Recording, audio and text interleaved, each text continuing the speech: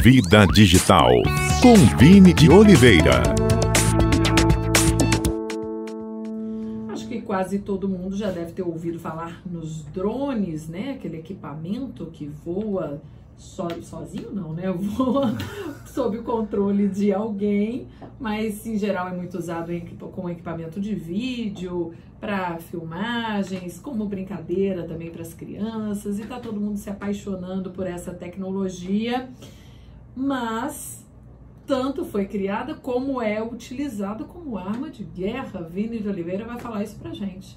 Mas enfim, Carla, botar nossos ouvintes, o grande lance dos drones é que realmente a finalidade que eles foram criados há bastante tempo sempre foi com o intuito militar. Hoje nós vemos aí de uma forma até divertida, como entretenimento por muitas pessoas. A gente vê muitas imagens hoje aéreas e facilitou muito realmente a captação de imagens, mas esse é um dos recursos menores que são utilizados a partir dos drones.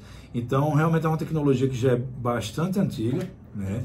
Em 1917, 17 anos após o primeiro avião, que existe aquela coisa de Santos Dumont, os irmãos Wright e tal, enfim, mundialmente o pessoal atribui aos irmãos Wright, e no Reino Unido eles já fizeram o primeiro teste de um avião não tripulado, e já com intuito, com finalidades militares, né? Então é importante que nossos ouvintes eles estejam atentos a isso, porque na nossa história houve muito desenvolvimento tecnológico por conta de questões militares e que nós utilizamos no dia a dia ao nosso redor. E o drone é um desses recursos que foram se adaptando à realidade do nosso dia a dia.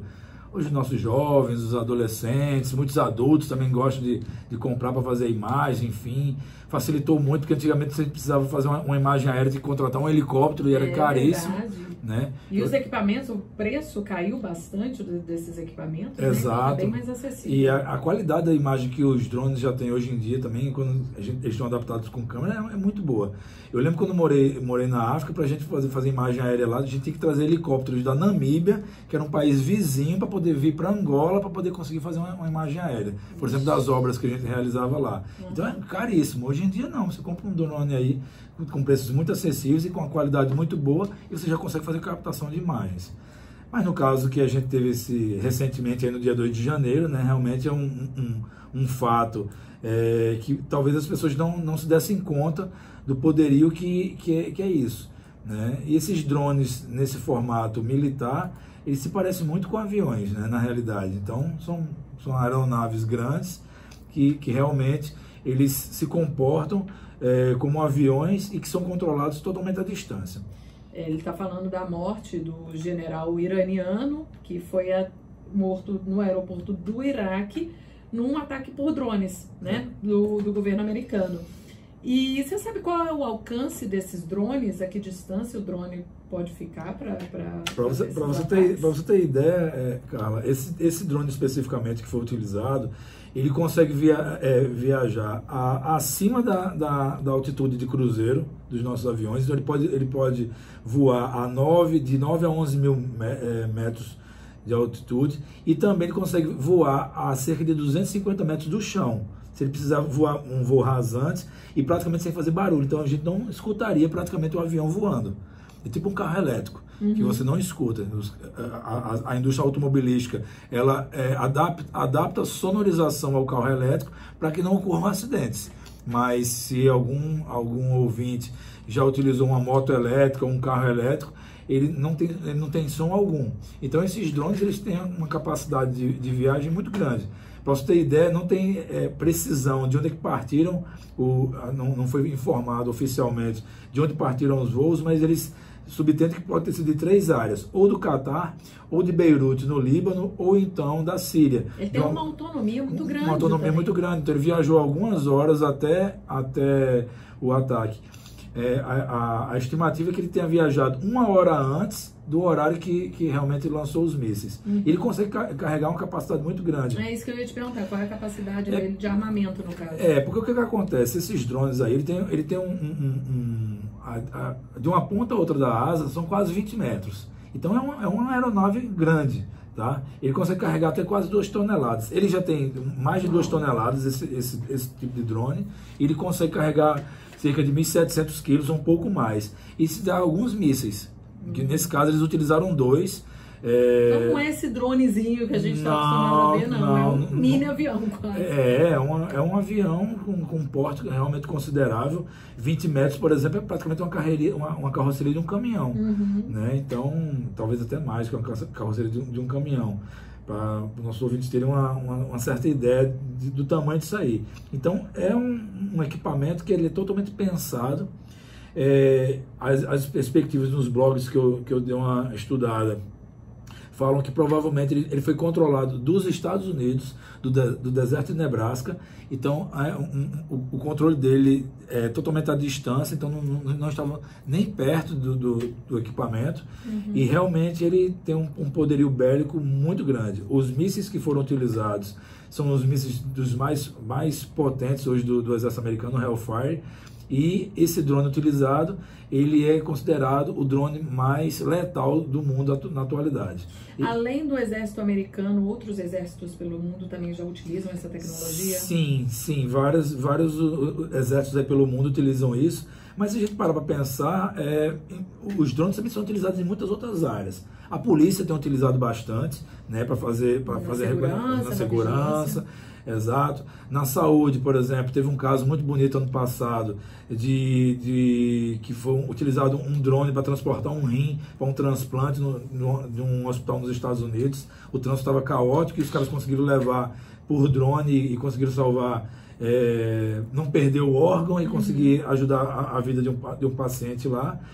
Também na agricultura, várias áreas. A Amazon, por exemplo, tem utilizado muitos testes com relação a isso aí para fazer delivery, entrega efetivamente de pacotes.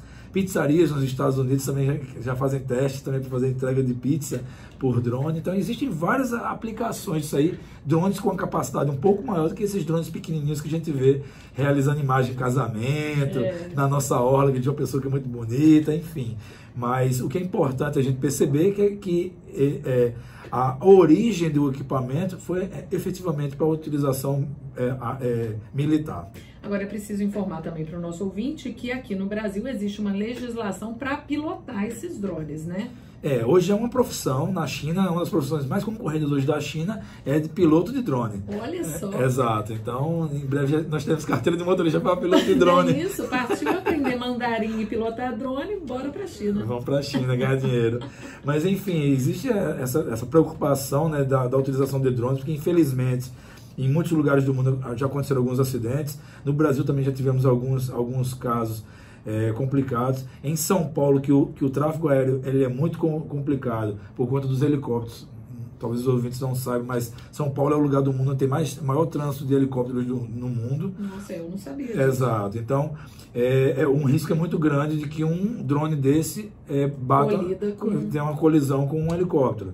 Então, realmente é importante que nossos ouvintes, quem tem drone e quem pretende, busque as informações corretas da utilização e das orientações, porque realmente precisa ter um plano de voo muito próximo do que nós temos nos nossos aviões. Eu me lembrei agora que foram utilizados drones também na busca por corpos depois da tragédia da Vale, em Brumadinho, Sim. no início do ano passado, e o Corpo de Bombeiros de Minas Gerais utilizou drones para ajudar nessas buscas, já que muitos pontos ali eram atolados daquela lama da barragem, e os drones ajudaram, né, a encontrar esses corpos que ficaram soterrados. É mais uma utilização benéfica da tecnologia. Exato, porque realmente em situações de crise, de risco, é muito difícil, né? Por exemplo, agora na Austrália, por exemplo, nesses incêndios horríveis que estavam acontecendo lá, eles estavam utilizando drones para fazer mapeamento, entender o comportamento do fogo para poder